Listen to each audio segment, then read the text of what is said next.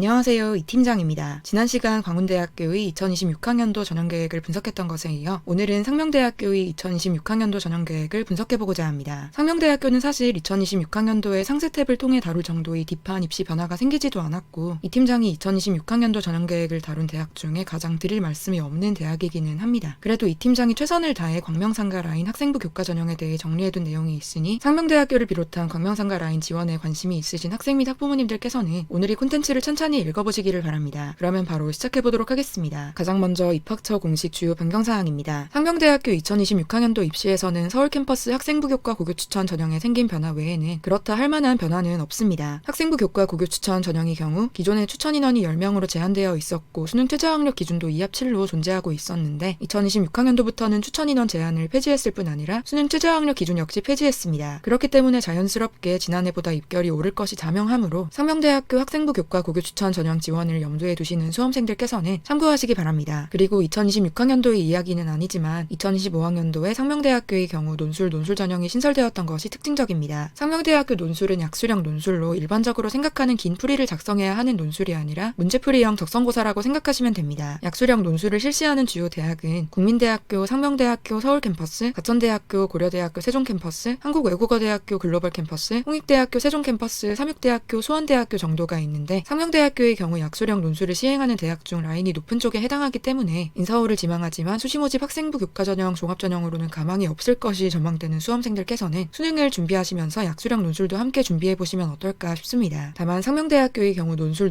전형의 규모가 작고 수능 최저학력 기준도 존재하지 않으니 경쟁률이 빡셀 수 있음에 주의하시고요. 다음은 상명대학교 서울캠퍼스, 천안캠퍼스 각각의 2026학년도, 2025학년도 전형계획 기반 정원 내 전형기준 모집인원 증가한 비교자료 그리고 주요 전형의 세부모집 단위별 모집인원 증가한 비교 자료입니다. 죽전 캠퍼스와 천안 캠퍼스는 전형 구성도 다르고 입결도 차이나는 만큼 두 캠퍼스의 자료를 분리하여 제작하였습니다. 상명대학교 서울 캠퍼스는 자료에서 보시다시피 그냥 인원 변동이 거의 없다고 보셔도 됩니다. 천안 캠퍼스는 그래도 이것저것 변화가 생긴 모습인데 자유전공 모집 단위 및 AI 모빌리티 공학과 신설 사항이 반영되지 않은 듯하여 참고할 만한 자료는 아니라고 보입니다. 이 팀장도 이것저것 말씀을 좀 드리고 싶은데 정말 분석할 만한 내용이 거의 없네요. 이처럼 상명대학교의 경우 보시다시피 말씀해드릴 사항이 거의 없는데 그렇다고 콘텐츠를 이렇게 마무리할 수는 없기 때문에 광명상가 2026학년도, 2025학년도 학생부 교과전형에 대해 정리하며 콘텐츠를 마무리해보고자 합니다. 붉은색으로 표기한 부분은 지난해와 비교했을 때 변화가 생긴 부분이며 노란색으로 표기한 부분의 경우 명지대학교 2026학년도 전형계획에서 실제로 추후 수시 모집 요강을 확인하라고 안내해두어서 자료와 같이 표기해둔 것이니 참고하시기 바랍니다. 첫 번째로 상명대학교가 2026학년도에 수능 최저학력 기준을 폐지함에 따라 광명상가 학생부 교과전형에서 수능 최저학력 기준을 적용하는 대학은 가톨릭대학교가 유일합니다. 상명대학교 서울캠퍼스의 경우 인서울이기도 해서 입결이 취소될 것이 전망되는데 원래도 수능 최저학력 기준을 적용하지 않았던 광운대학교의 2025학년도 입결도 함께 참고하시는 것을 추천해드립니다. 또한 상명대학교가 2026학년도에 추천인원 제한을 폐지함에 따라 아직 미정인 명지대학교 학생부 교과 학교장 추천 전형을 제외하면 광명상가 학생부 교과 전형 중 추천인원 제한을 걸어둔 대학은 없습니다. 명지대학교 학생부 교과 학교장 추천 전형이 지난해와 마찬가지로 20명의 제한을 걸어둔다고 해도 일반 고등학교 내에서 명지대학교의 학생부 교과 학교장 추천 전형을 20명이나 지원하기도 어려운 만큼 사실상 추천 인원 제한은 없다고 보셔도 무방하겠습니다. 세 번째로 광명상가 학생부 교과 전형 중 진로 선택 과목을 상위 3과목만 반영하는 대학은 광운대학교 뿐입니다. 다른 대학은 반영 교과의 모든 진로 선택 과목을 반영하기 때문에 진로 선택 과목 성적 관리가 어려웠던 수험생들께서는 광운대학교 학생부 교과 고교 추천 전형을 고려할 수 있겠습니다. 네 번째로 명지대학교의 경우 광명상가 학생부 교과 전형 중 학생부 교과 성적을 산출할 때 유일하게 계열을 나누어 반영 교과를 다르게 두고 있습니다. 그렇기 때문에 사회 성적에 자신이 없는 자연계열 수험생이거나 과학 성적에 자신이 없는 인문계열 수험생들께서는 명지대학교의 학생부 교과 전형이 비교적 유리할 수 있을 것입니다. 다섯 번째로 추후 콘텐츠를 통해 다루겠지만 가톨릭대학교가 2026학년도에 진로선택 과목 성취도별 환산 점수를 변경하여 진로선택 과목 성취도 BC를 받았을 때의 타격이 더 커졌습니다. 상명대학교의 경우 그나마 진로선택 과목 상위 3과목만 반영하니 상위 3과목이 모두 A일 가능성이 커서 덜한데 가톨릭대학교 학생부 교과 지역균형 전형은 진로선택 과목 전 과목을 반영하기 때문에 성취도 BC가 있다면 내신을 깎아먹는 효과가 날 수 있을 것입니다. 광운대학교 학생부 교과 지역균형 전형이나 명지대학교의 두 학생부 교과 전형은 그래도 B까지는 2등급으로 치환하고 있어서 그나마 또 B까지는 괜찮은 편입니다. 그러나 상대적으로 진로선택 과목은 성취도 A를 받는 학생들이 많기 때문에 경쟁자들과 비교했을 때 불리해질 수는 있겠습니다. 여섯 번째로 명지대학교는 광명상가 라인을 떠나 전체 입시 자체에서 흔하지 않은 학생부 교과 교과 면접 전형을 운영하고 있습니다. 명지대학교 학생부 교과 학교장 추천 전형의 경우 2등급 중반 정도에서 입결이 잡히는데 해당 전형의 경우 교과 면접 전형이 전형의 특성상 2등급 중후반이나 후반까지도 가능하니 내신이 비교적 아쉬운 학생들께서는 면접이라는 선택지도 고려해보시기 바랍니다. 다만 1단계 5배수 안에 들지 못하는 내신이라면 면접이라는 기회도 받을 수 없기는 합니다. 그러면 오늘 이 콘텐츠가 상명대학교 입시를 준비하시는 학생 및 학부모님들께 많은 도움이 되시기를 바랍니다. 감사합니다.